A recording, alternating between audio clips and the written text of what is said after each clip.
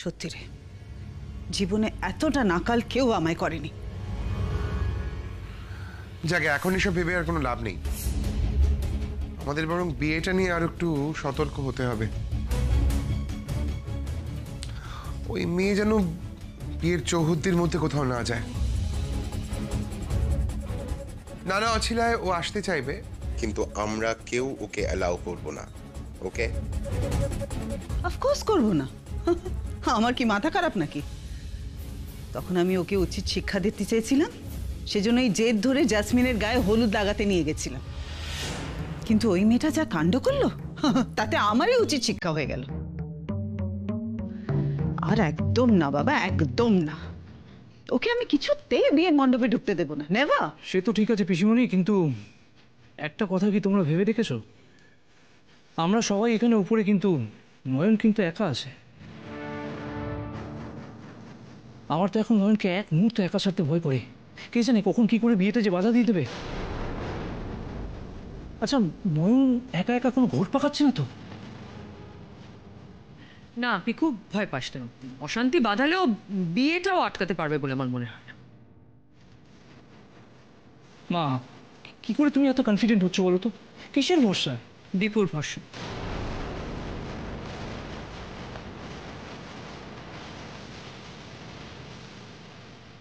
কি বলছিস তুই সঞ্জীবদা? দীপুর ভরসা তুই এত বড় কথা বলে দিলি? দীপু তো এখনো নয়নকে নিয়ে কনসার্নড। আরে কনসার্ন কি এত সহজে যায়? ও জাসমিনের সঙ্গে ঘর করতে করতে সেই কনসার্ন চলে যাবে। কিন্তু একটা জিনিস দেখলি তো, দীপু কিরকম পাল্টে গেল। দীপু বললো না, আজ যাই হোক নয়ন আর বিয়েটা ওর আটকাতে পারবে না।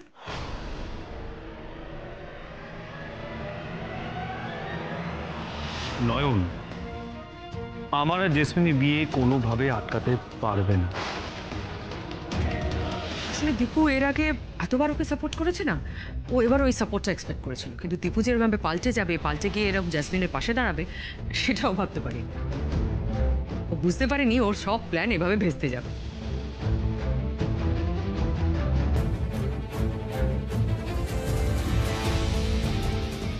আর ইউ শিওর ওর সব প্ল্যান ভেস্তে গেছে? আমার কিন্তু মেয়েটাকে একদম বিশ্বাস হয় না রে সঞ্জীবদা। যাই বলিস, দীপু যে বিয়ের ব্যাপারে নয়নকে কিছু করতে দেবে না, এটা কিন্তু শিওর। কিন্তু একটা ব্যাপারে টেনশন আমার কিছুতেই যাচ্ছে না। কি? দীপু ফিরে এসে কি বলেছিল একবার মনে কর।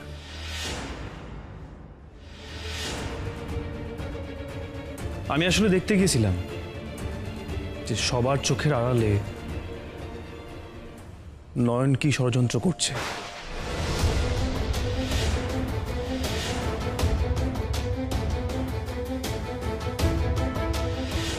কিন্তু কি ষড়যন্ত্র সেটা দীপু কিন্তু বলেনি, তাই তো?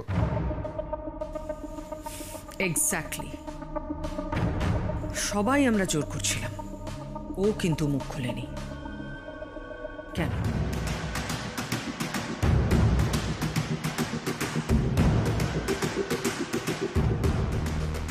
ও বলল না কেন? বললে ওর কি অসুবিধা হতো? আমাকে জানতে হবে বাইরে বেরিয়ে বিয়ে ভাঙার ব্যাপারে দীপু কি ষড়যন্ত্র করতে দেখেছিল নয়নকে।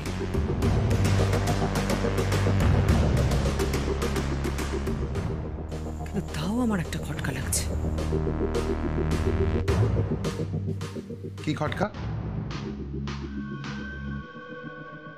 সেদিন বাড়ি থেকে দুটো গাড়ি বেরিয়েছিল, একটা দীপু নিয়ে বেরিয়েছিল, একটা জিৎ। আমার কনসার্নটা হচ্ছে ওরা দুজনে কি একই জায়গায় গিয়েছিল?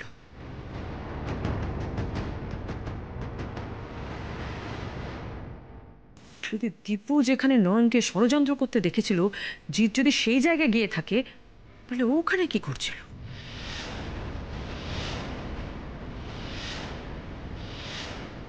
বাড়ির কারোর ক্ষতি করার মতো দেখলে ও নিশ্চয়ই আটকাতো, তাই না? সবকিছু খুব কনফিউজিং রে সঞ্জীবদা। পুরো সিচুয়েশনটা প্রচন্ড কনফিউজিং। যত তাড়াতাড়ি বিয়েটা মিটে যায় ততই মঙ্গল।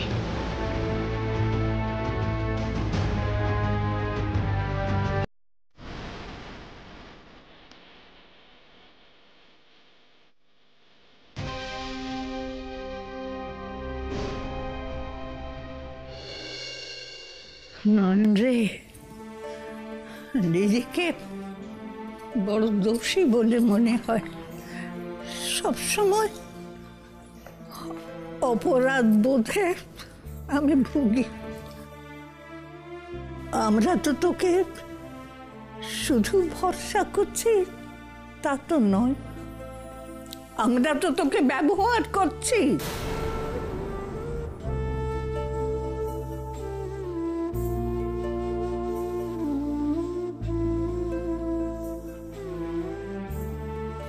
মা যদি কাউকে কোনো শক্তি দেন তা তো ব্যবহারের জন্যই দেন গো বড় গিন্নিমা।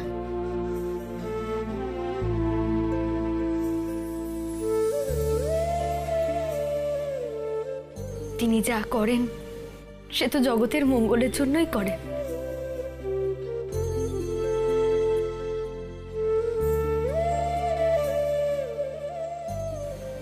আর আমি তো সব সময় বলি, মায়ের ইচ্ছে ছাড়া গাছের একটা পাতাও যে নড়ে নে গো। আমার আগাম দেখতে পাওয়াকে ব্যবহার করে মানুষ ভবিষ্যতের বিপদ থেকে বাঁচুক, মা তো সেটাই চান।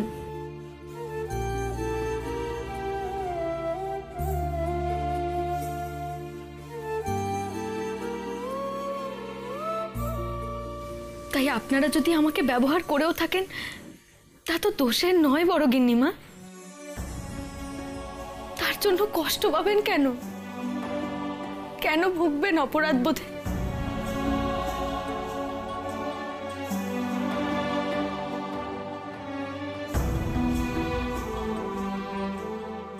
আর সত্যি বলতে কি,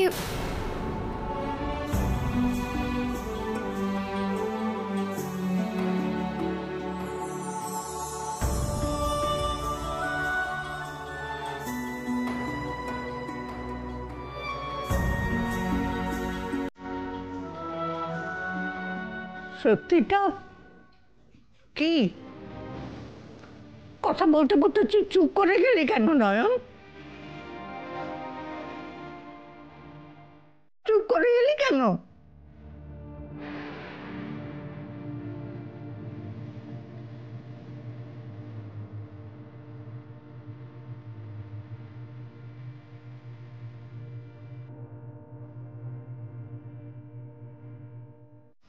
একটা সময় বাবা মশাই আমার শক্তিকে ব্যবহার করতে চেয়েছিলেন, তাই জন্যই উনি আমাকে বড় সাহেবের বউ করে এনেছিলেন। কিন্তু এখন তো আপনারা আমাকে ব্যবহার করছেন না বড় গিন্নিমা।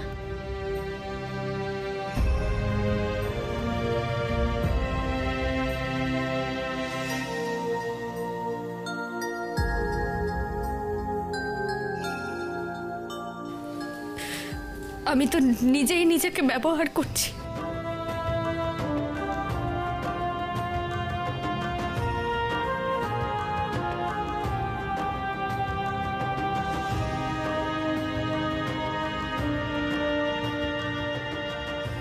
আমি যে আমার তাগিদে বড় সাহেবকে বাঁচাতে ছুটি গো বড় গিন্নিমা।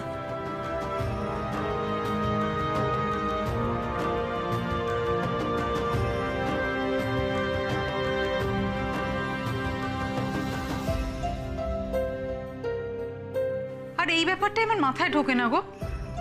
তুমি দাদাভাইকে বাঁচাতে চাও, সেটা তো ভালো কথা,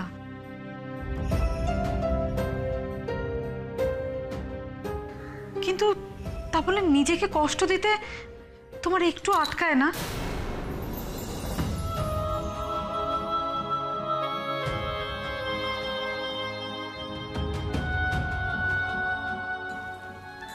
এটা কি করে সম্ভব গো?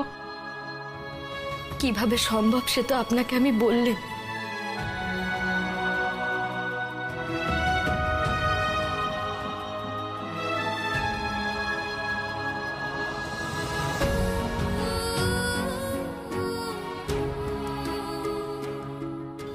আমি ওনার ভালোতে বাস করি।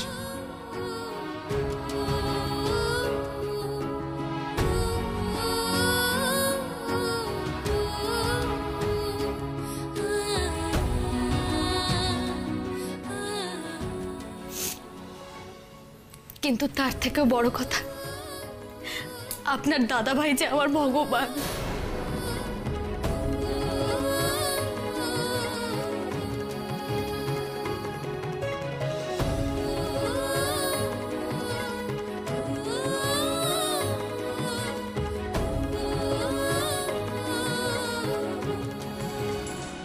আমার দাদু বলেন ভগবানের সেবা করতে গেলে অত আমি করলে চলে না, অহং ভুলে যেতে হয়।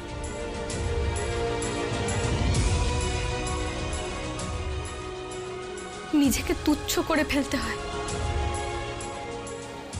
তবেই তো ভগবানের সেবা করার অধিকারী হওয়া যায় গো। আর তার চরণে নিজেকে সঁপে দিতে পারলে মান, অপমান, ব্যথা, যন্ত্রণা, দুঃখ সব তুচ্ছ হয়ে যায়।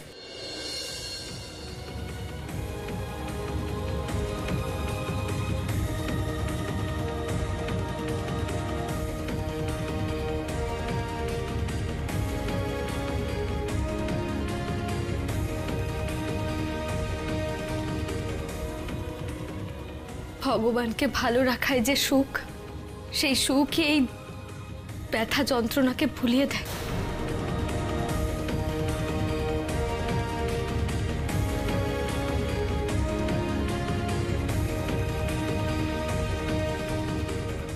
নয়নের গলা না? ভগবান মানে দাদাভাই তো মানুষ, ভগবান হবে কি করে? ঠাকুরকে তো ভালোবাসি না আমি। পুজোর ফুলে নৈবেদ্য সাজাই, ধূপের ধোঁয়ায় আরতি করি, নিজের মন প্রাণ উৎসর্গ করি ঠাকুরের কাছে। ভালোবাসায় তো চাওয়া পাওয়ার হিসেব নিকেশ আছে, কিন্তু পুজোয় কোনো হিসেব চলেনি বড় সাহেব। শুধু শুধু প্রাণ ভরে দিতে হয়, দেওয়াতেই শান্তি। তুমি যে মাঝে মাঝে কি সব বলো না বন্ধু, আমি কিছুই বুঝতে পারি না, আমার মাথার উপর দিয়ে চলে যায়, আমি কিচ্ছু বুঝতে পারছি না। কি বলছো বলো তো? আমি তো কঠিন কথা কিছু বলিনি গো, আমার ভক্তি ওনাকে আমার ভগবান করেছেন।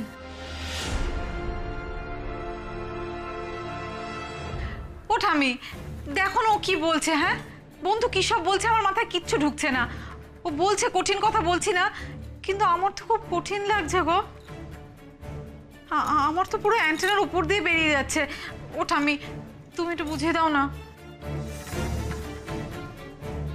সহজ কথাই তো সবচেয়ে কঠিন রে রঙ্গনা। তাই তো কেউ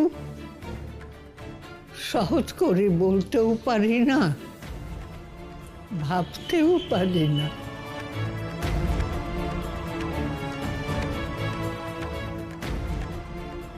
আমরা যদি এই নয়নের মতো সহজ করে ভাবতে পারতাম, তাহলে তো সবকিছু মিটে যেত। নয়ন যে দীপুকে ভগবান বলে মানে, সেটা তো ওর মহত্ব।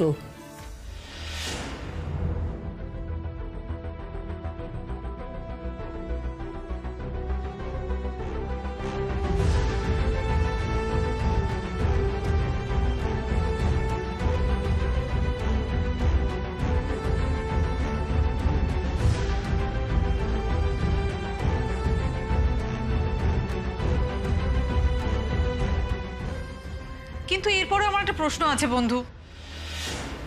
কি প্রশ্ন গো? আচ্ছা, ভগবান তো আমাদের সব বিপদ থেকে বাঁচায়, আমাদের রক্ষা করে।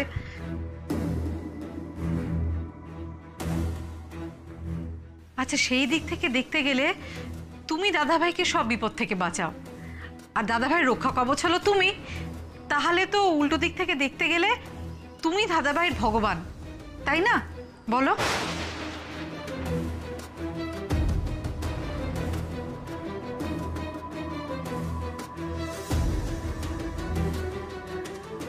না না না, ওসব কথা বলবেন না।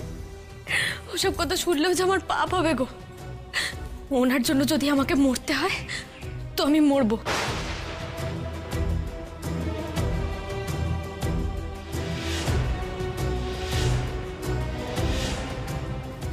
জানবো যে মা বিশালাক্ষী আমাকে যে ক্ষমতা দিয়েছেন, তা আমার ভগবানকে রক্ষা করার জন্যই কাজে লাগলো।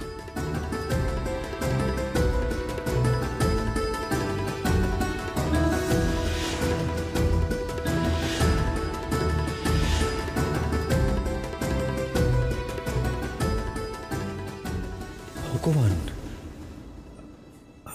আমি আমি ওর ভগবান। তাহলে এখন আপনিই বলুন বড় গিন্নিমা, এখনো কি আপনি বলবেন যে আমি যা করছি আমার স্বার্থ ছাড়া করছি?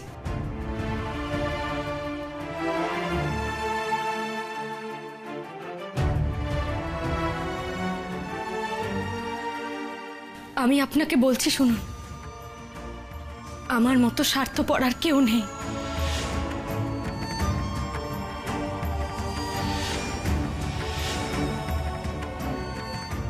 বড় সাহেব ভালো থাকা, সুস্থ থাকা, এটাই যে আমার স্বার্থ, সবচেয়ে বড় স্বার্থ।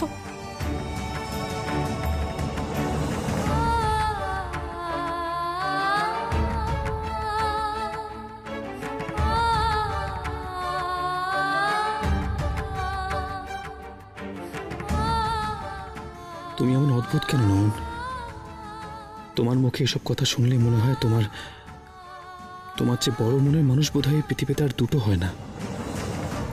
কটা মানুষ অন্যের জন্য বাঁচে, সবাই তো নিজেকে নিয়ে ব্যস্ত, আর তুমি আমার মতো একটা সাধারণ মানুষকে ভগবান মনে করে তাকে রক্ষা করার জন্য প্রাণপাত করে যাচ্ছ।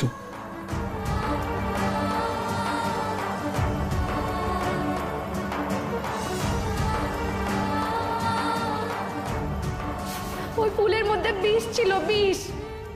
ওই ফুলের মধ্যে এমন বিষ ছিল যা মানুষের নিঃশ্বাসে মিশে মানুষকে তিলে তিলে মেরে ফেলতে পারে বড় সাহেব, ঠিক যেমন করে সুধা দিদিকে মেরেছিল। আমি ধন্দে পড়ে যাই নয়ন, তুমি আমায় বারে বারে কনফিউজ করে দাও। একটা মানুষ একবার এত বড় মনের, পাশাপাশি এত নিচু মনের কি করে হয়? কি করে অবলীলায় একজন নির্দোষ মানুষ সম্পর্কে মিথ্যে বলে যেতে পারে, তার নামে মিথ্যে দোষ দিতে পারে?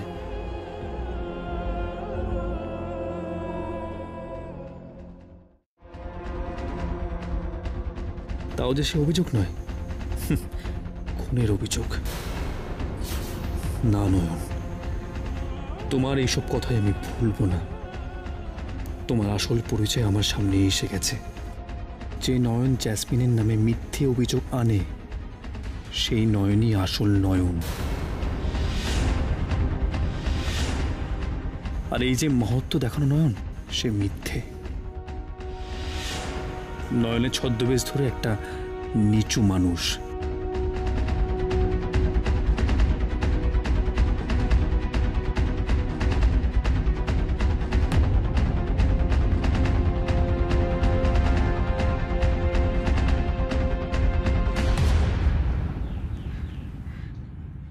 তুমি যে এত বড় মনের মানুষ সেটা আগেই জানতাম বন্ধু,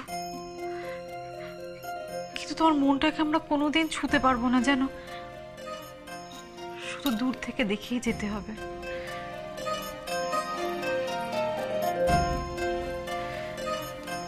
আচ্ছা, এরকম ভাবে কাউকে ভালোবাসা যায় গো? এতটা ভালোবাসা যায়? কই, আমি তো কোনোদিন এরকম ভাবে ভালোবাসতে পারিনি। আচ্ছা, তুমি আমাকে শিখিয়ে দেবে গো বন্ধু?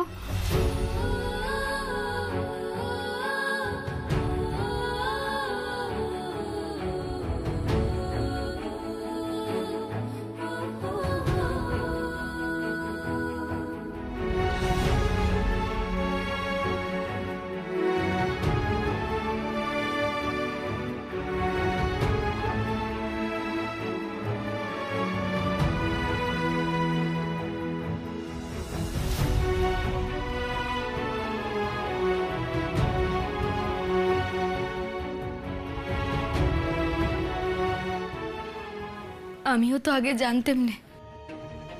এমন ভাবে ভালোবাসতে আমাকে কে শিখিয়েছেন জানেন?